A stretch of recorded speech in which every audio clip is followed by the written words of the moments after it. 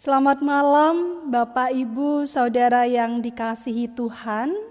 Pada malam hari ini kita berjumpa kembali dalam kebaktian cawisan atau persiapan perjamuan kudus pembangunan GKJW yang akan kita lakukan bersama dengan keluarga kita masing-masing di rumah. Marilah saat ini kita akan memasuki kebaktian di malam hari ini. Kita mengambil waktu sejenak di dalam saat teduh.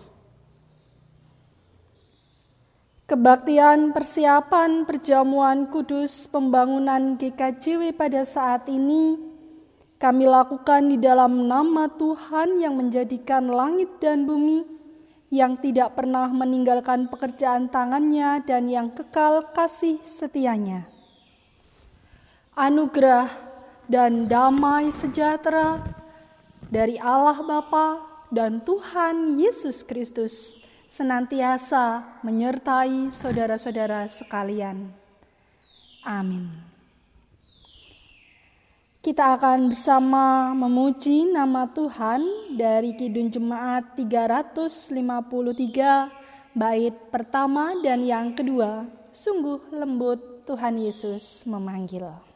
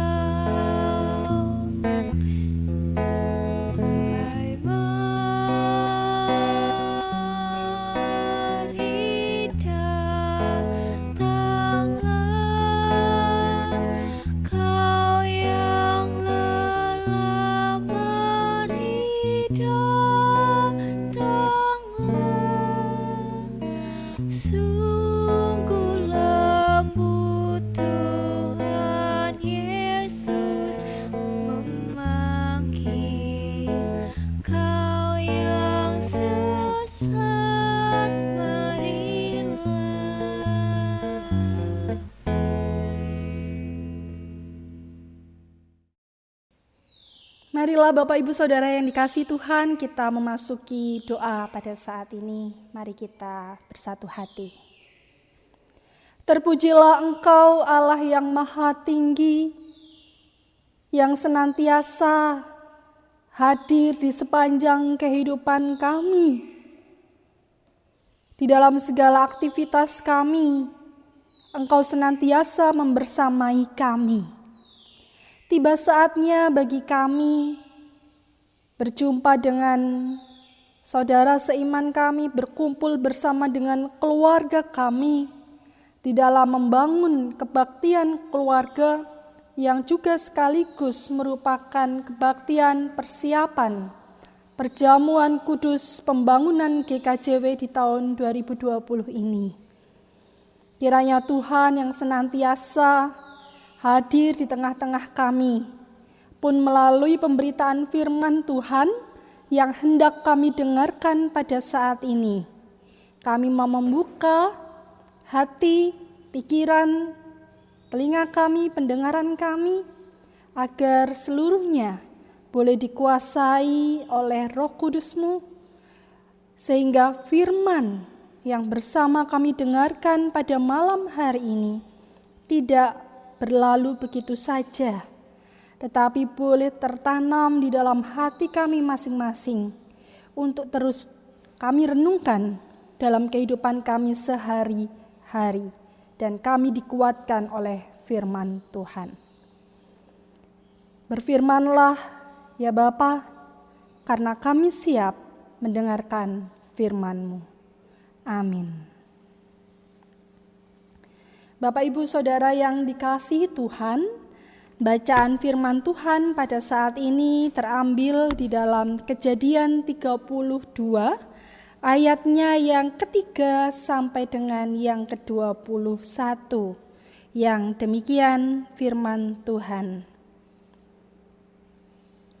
Sesudah itu Yakub menyuruh utusannya berjalan lebih dahulu mendapatkan Esau kakaknya ke tanah Seir, daerah Edom.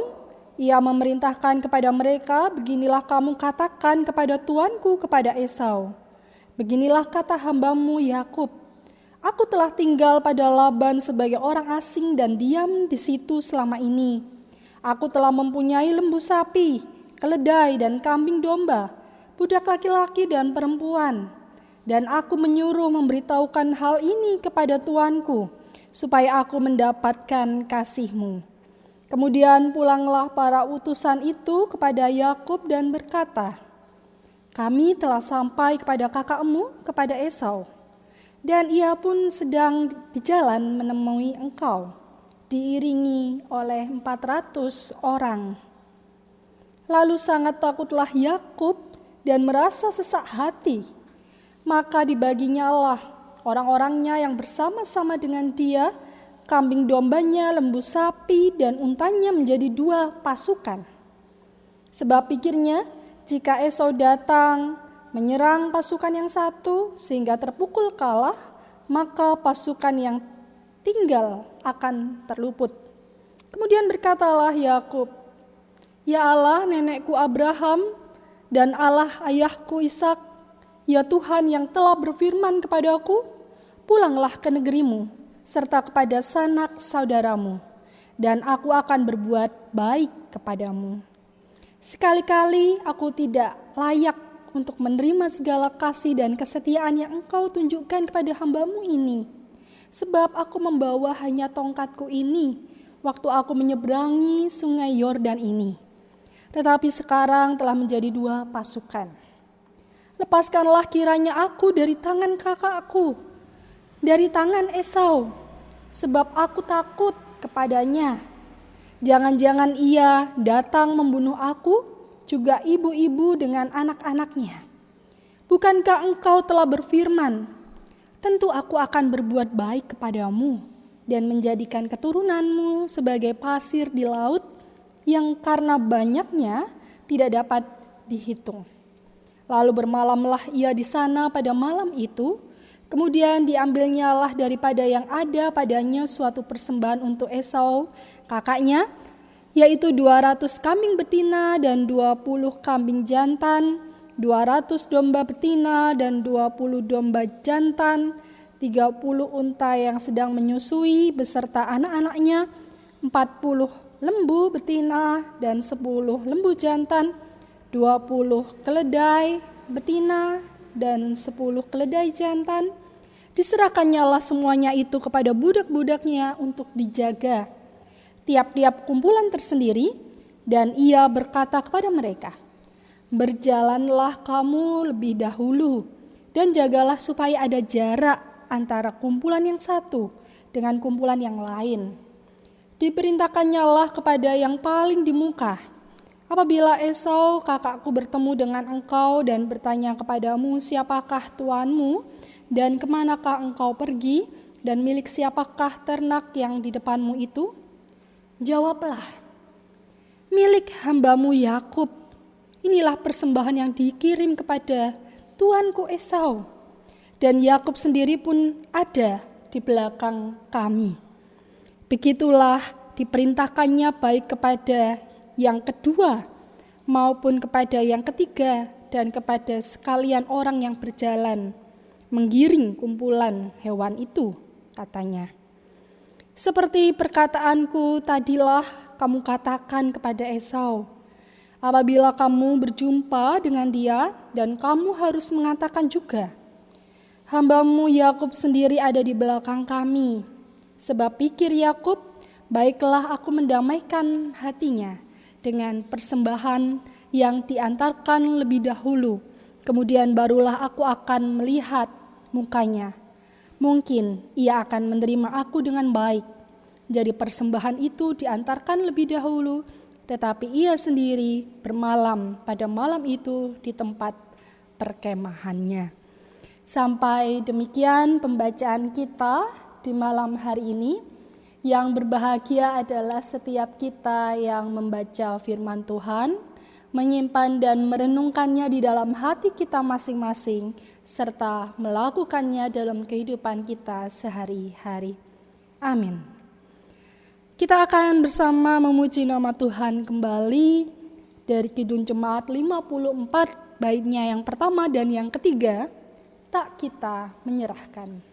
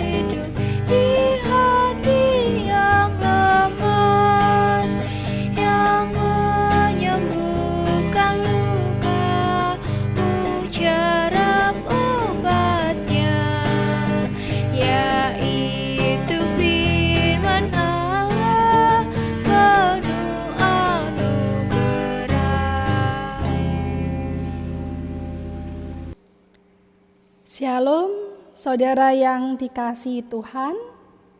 Saudaraku, ayat nats pada perenungan saat ini terambil di ayatnya yang ke-9b. Saya akan membacakan bagi kita sekalian. "Pulanglah ke negerimu serta kepada sanak saudaramu, dan aku akan berbuat baik kepadamu." Bapak, Ibu, saudara yang dikasihi Tuhan dan yang saling mengasihi, mari kita mencoba untuk mengingat kisah Esau dan Yakub, di mana mereka adalah anak kembar dari pasangan Ishak dan Ribkah.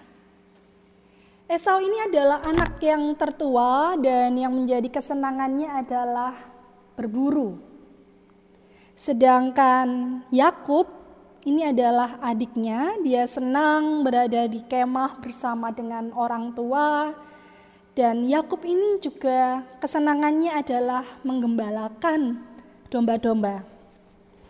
Nah, Bapak Ibu Saudara yang dikasihi Tuhan dan yang saling mengasihi, ketika tiba saatnya bagi Ishak untuk memberikan berkatnya kepada anaknya yang tertua, karena itu juga merupakan sebuah tradisi yang ada dalam kehidupan orang-orang Yahudi.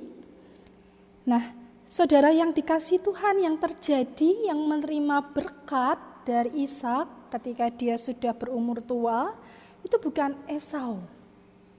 Tetapi yang menerima berkat dari Ishak ini tidak lain adalah Yakub. Mungkin panjenengan juga mengingat kisah sebelumnya di mana Esau menjual hak kesulungannya diberikan kepada Yakub. Saudara yang dikasihi Tuhan, ketika Esau tahu bahwa yang menerima berkat bukan dirinya tetapi justru adiknya dari bapaknya Ishak ini, tentu dia tidak terima. Dia marah kepada Yakub.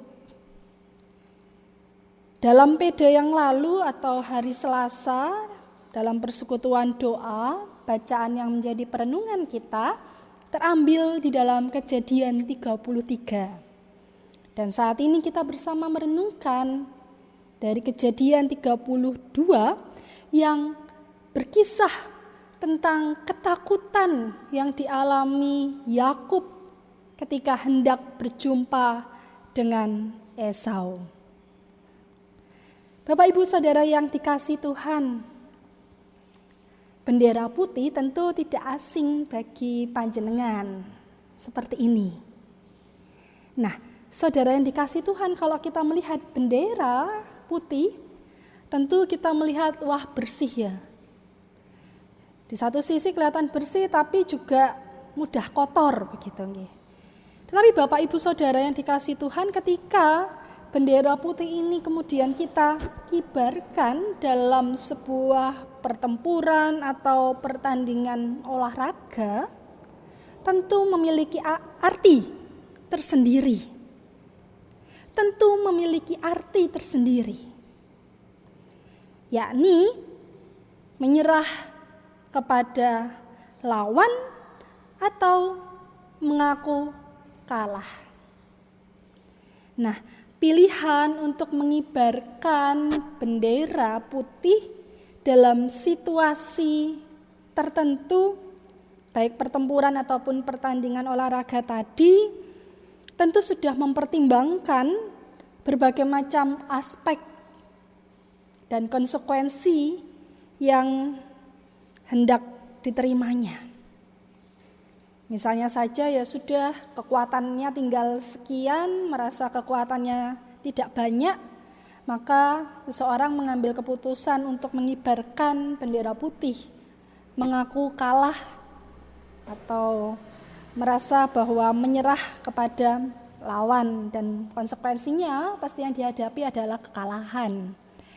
Nah, Bapak Ibu Saudara yang dikasihi Tuhan dan yang saling mengasihi, seperti ibarat tadi, apakah benar Yakub ingin menyerah atau mengibarkan bendera putih kepada Esau?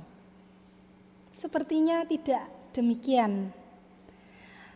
Meskipun Yakub merasa takut bertemu dengan Esau, tapi Yakub memiliki strategi untuk segala kemungkinan yang terjadi, yang hendak atau akan dia terima. Yakub hanya mengibarkan bendera putihnya hanya pada kehendak Allah. Artinya bahwa Yakub tunduk dan mau hidup menurut perintah Allah. Walaupun hal itu memang tidak mudah, namun meskipun hal itu adalah sulit. Jelas di sini perintah Allah kepada Yakub di ayatnya yang 9b yang juga menjadi ayat nats kita. Pulanglah ke negerimu seperti kepada sanak saudaramu dan aku akan berbuat baik kepadamu. Dan itu dilakukan oleh Yakub dengan tetap mengandalkan kekuatan dari Allah. Saudara yang dikasihi Tuhan, begitu juga dalam hidup, seringkali ketundukan kita pada Allah hanya pada hal-hal yang menyenangkan, menyukacitakan hati kita. Lalu bagaimana dengan saat yang sulit, sedang dalam keadaan tertekan dan penuh pergumulan? Saat pergumulan dan kesulitan dalam hidup terjadi, hal ini seringkali membuat kita menjadi takut dan pada akhirnya kita tidak berbuat apa-apa. Teks pada saat ini mengajarkan kepada kita untuk jangan mudah mengibarkan bendera putih, yang berarti tadi menyerah, khususnya pada masalah yang sedang kita hadapi. Tetapi solusinya adalah tetap andalkan Tuhan di dalam kehidupan kita menurut jalan yang sudah ditunjukkan Tuhan sesuai dengan kebenaran firman-Nya. Yang menjadi pertanyaan yang perlu kita renungkan adalah apakah kita bisa menyerah terhadap masalah? Tentu saja bisa. Tetapi bendera putih yang kita kibarkan itu tidaklah tepat. Karena Allah lebih besar dari masalah yang sedang kita hadapi. Saudara yang dikasihi Tuhan, dalam cawisan perjamuan kudus pembangunan GKJW saat ini, kita diingatkan bersama sebagai persekutuan orang-orang percaya untuk berani membangun diri kita, berani membangun GKJW di tengah berbagai tantangan yang kita hadapi. Janganlah kita mudah mengibarkan bendera putih, tetapi beranilah melangkah, beranilah berstrategi seperti Yakub, tetaplah saling peduli dan bukannya itu bukan urusan saya. Buanglah juga segala prasangka buruk, permusuhan, kebencian, maupun dendam di tengah-tengah kita, dalam hati kita. Dengan hidup menuruti perintah Allah dan berjalan seturut dengan kehendak-Nya, maka kita yang adalah bagian dari GKJW akan semakin dikuatkan dalam menghadapi berbagai macam tantangan dan persoalan ke depan. Tuhan yang senantiasa menyertai dan membersamai setiap langkah hidup kita, agar kita tetap menjadi pribadi yang setia dan tangguh di tengah kehidupan kita. Amin. Saat teduh bagi kita.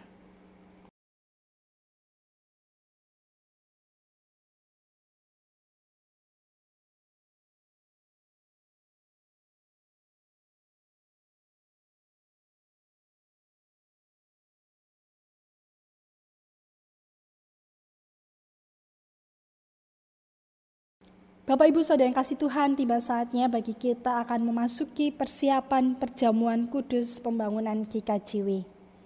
Saudara yang dikasih Tuhan, perkenankan pada kesempatan ini kami kembali mengingatkan perihal perjamuan kudus. Yang diperkenankan mengikuti perjamuan kudus adalah seluruh warga jemaat dewasa yang sudah dibaptis dan disidi, serta tidak sedang dalam penggembalaan khusus. Di gereja kita GKJW, perjamuan kudus adalah tanda kudus atau suci yang ditetapkan oleh Allah untuk umat miliknya yang mengandung penghayatan akan kematian dan kebangkitan, serta penantian akan kedatangan Yesus Kristus yang kedua kali. Perjamuan kudus disebut kudus, artinya siapapun yang mengikuti perjamuan kudus haruslah ia hidup taat dan melakukan kehendak Tuhan dan kebenarannya. Perjamuan kudus tidak hanya menggambarkan persekutuan umat dengan Allah saja, tetapi juga persekutuan antara umat dengan sesamanya. Oleh karena itu, haruslah ia hidup dengan sesamanya dalam damai dan kasih. Saudara yang dikasihi Tuhan, karena pada dasarnya perjamuan kudus berisi kasih Allah yang kudus, oleh karena itu marilah kita bersama menguji hati kita masing-masing sebelum memasuki meja perjamuan kudus pembangunan GKJW yang akan dilaksanakan pada tanggal 2 Agustus 2020. Namun sebelumnya, kita akan bersama-sama memuji nama Tuhan dari Kidung Jemaat 27 baitnya yang pertama, meski tak layak diriku.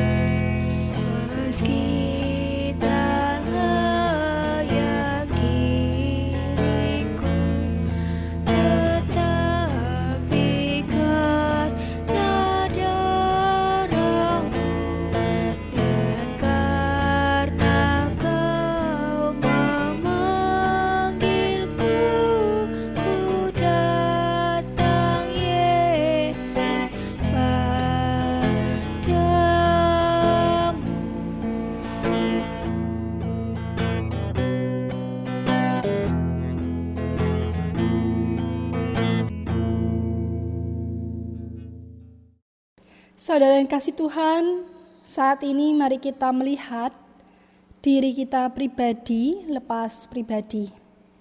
Sejenak kita mau menyadari bahwa kita ini adalah manusia berdosa di hadapan Allah. Apa yang kita lakukan, apa yang kita pikirkan, dan apa yang kita ucapkan dalam kehidupan sehari-hari seringkali jauh dari kehendak Allah. Seringkali kita melupakan Tuhan dalam rencana dan kehidupan kita.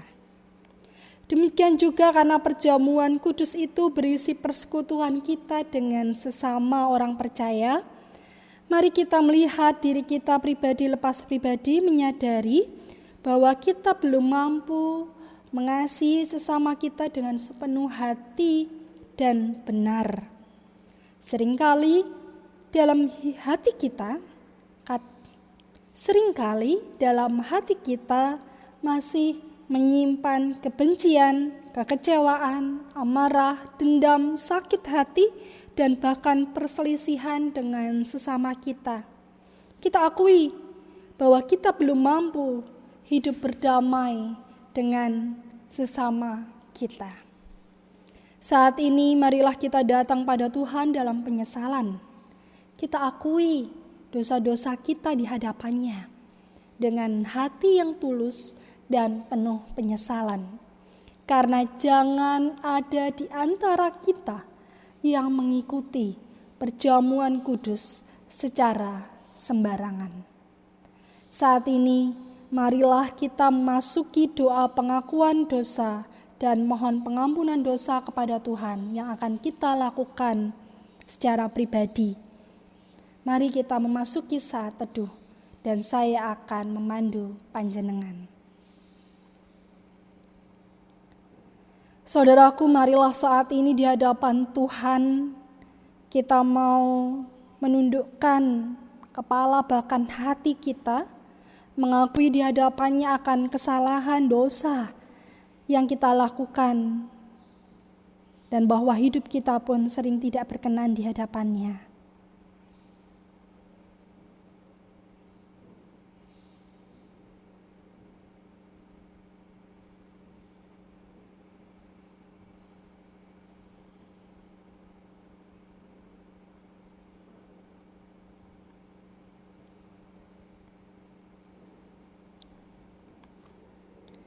Saat ini yakinilah pula bahwa anugerah pengampunan melalui kehadirannya dalam kematian dan kebangkitan telah menyucikan dosa dan kesalahan kita.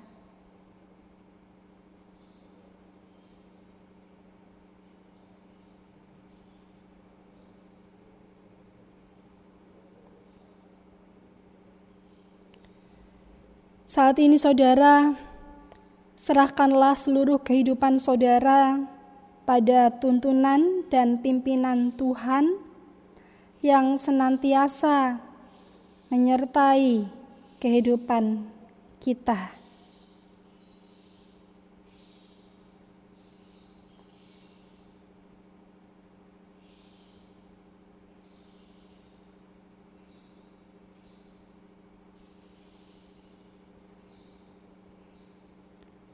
Demikianlah Tuhan, pengakuan dosa kami di hadapan-Mu. Dengarkanlah doa kami.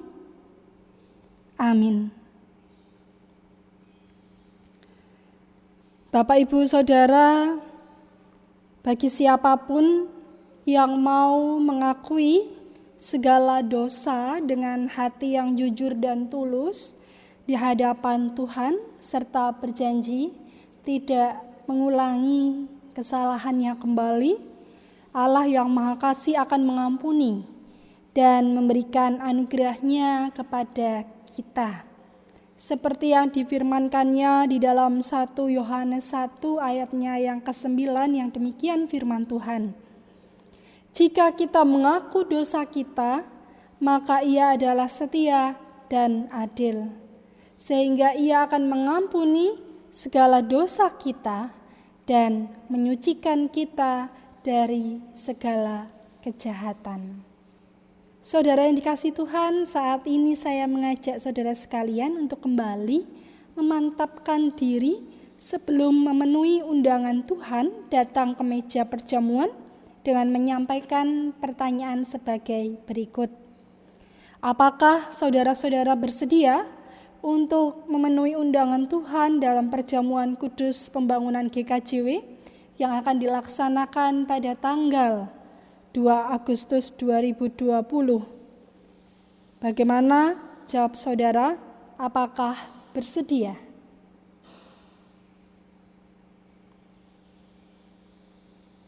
Atas kesediaan saudara-saudara sekalian menjawab undangan Tuhan untuk ikut dalam perjamuan kudusnya, kami mengucapkan terima kasih. Bapak, Ibu, Saudara yang dikasihi Tuhan, kita telah bersama-sama melakukan persiapan untuk datang dalam undangan perjamuan Tuhan. Dan saat ini bersama-sama kita akan memberikan persembahan sebagai ungkapan syukur kita. Dan bersama dengan persembahan itu kita akan menyanyi dari NKB 111 baitnya pertama dan yang kelima, Gereja Bagai Bahtera.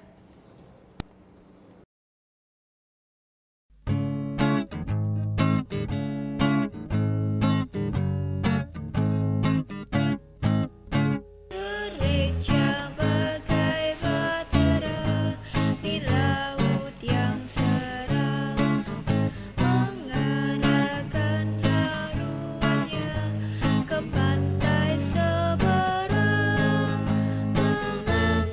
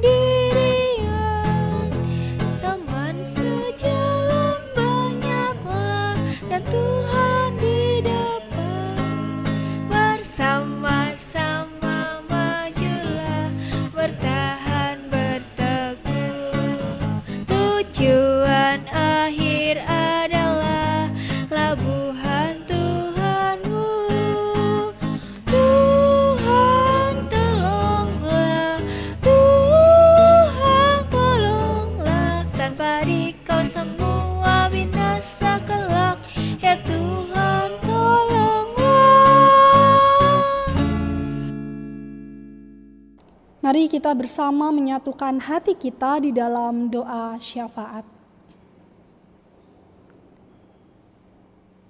Kami sungguh bersyukur kepadamu ya Tuhan, bila di malam hari ini kami bersama dengan anggota keluarga kami bisa bersama-sama melakukan persiapan, dan kami bersama-sama telah memantapkan hati kami untuk kami kemudian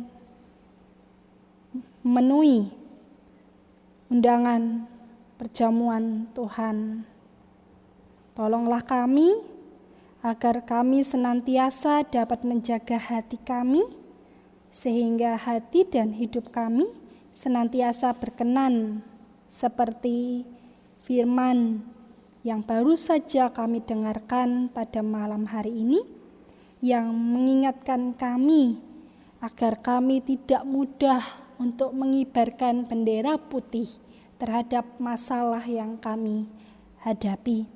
Tetapi kami dapat tetap melangkah, kami tetap dapat mengandalkan Tuhan di tengah berbagai persoalan yang kami hadapi, sehingga kami semakin menjadi pribadi yang dewasa, karena Tuhan telah memproses kami melalui berbagai macam keadaan kehidupan kami.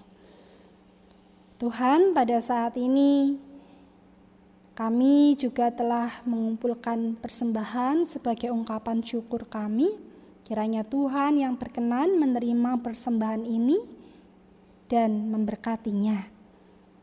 Kiranya persembahan ini juga dapat dikelola dengan baik oleh para bendahara gereja, dan semua boleh untuk kemuliaan nama Tuhan saja.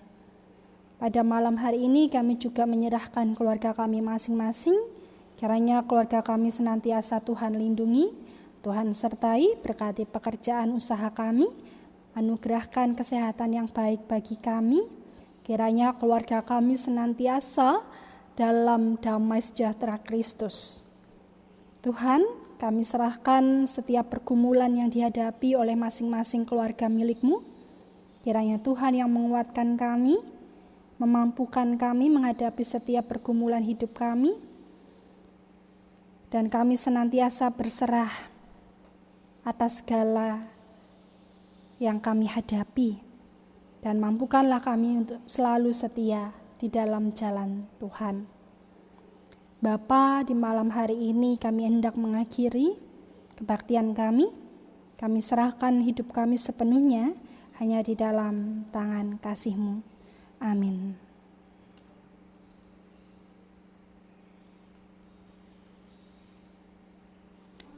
Bapak, Ibu, Saudara yang kasih Tuhan, kita bersama akan mengakhiri kebaktian persiapan perjamuan kudus pembangunan GKJW.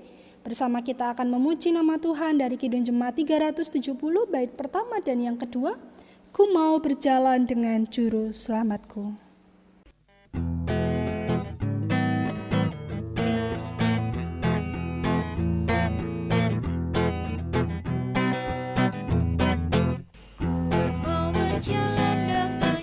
Selamatku di lembah berbunga dan berair sejuk, ya kemana juga aku mau mengikutnya, sampai aku tiba di negeri